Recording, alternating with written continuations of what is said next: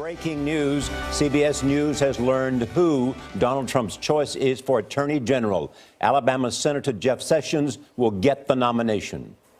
This decision comes one day after the president-elect tapped another campaign loyalist to be national security advisor. Retired three-star General Michael Flynn has a history of criticizing Muslims and American intelligence agencies. Major Garrett is the first with this original reporting about the Trump transition. Major, good morning. Good morning. Jeff Sessions, senator from Alabama, the first senator to endorse Donald Trump, has been part of the Trump campaign and part of the conversations about the Supreme Court and other key justice issues since President-elect Trump became president-elect after the November 8th election. And his selection as Attorney General is a way for Trump to signal to conservatives that he's going to take not only issues of immigration very seriously, as he said during the campaign, but also issues of the Supreme Court. When Trump had a meeting earlier this week about who to select, who to nominate for that vacant position on the Supreme Court, the only non-campaign, non-family attendee to that meeting was Senator Sessions, a clear signal he was going to be Trump's pick for Attorney General, and now he in fact is. As for the transition itself, the teams today for Trump transition will start meeting with the State Department, Pentagon, and Justice Department, preparing for the January handoff. It's going really well. President-elect Donald Trump has chosen retired Lieutenant General Michael Flynn as his national security advisor, a job that coordinates military intelligence and diplomatic policy from the White House.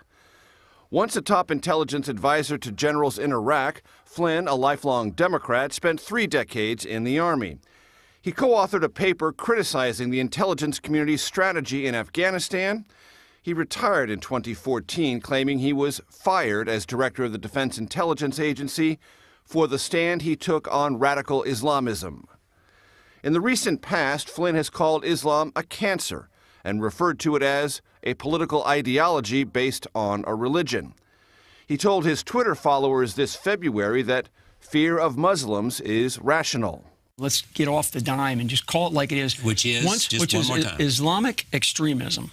Flynn told Charlie Rose in early 2015 that President Obama's political correctness is one reason why America can't defeat Islamic terrorism. Even in the Arab world, the Arab leaders they will call it like it is. So why is it that the United States has such a difficult problem?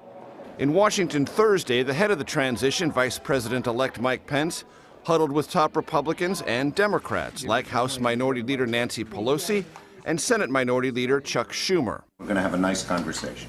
This weekend, Trump moves transition business to his New Jersey golf club. On the docket, a sit-down with 2012 GOP nominee Mitt Romney, who has blasted Trump in the past. Donald Trump is a phony, a fraud. His promises are as worthless as a degree from Trump University. The president-elect has yet to emerge from Trump Tower to make any announcements, but he does have his Twitter feed handy, of course. And last night he tweeted that he'd spoke to the chairman of Ford Motor Company, saying Ford will now keep the Lincoln plant it planned to move to Mexico here in the United States, specifically Kentucky. Now, in a statement, Ford said the president-elect and Congress will make it possible to keep production of this vehicle here in the U.S. There is one small caveat.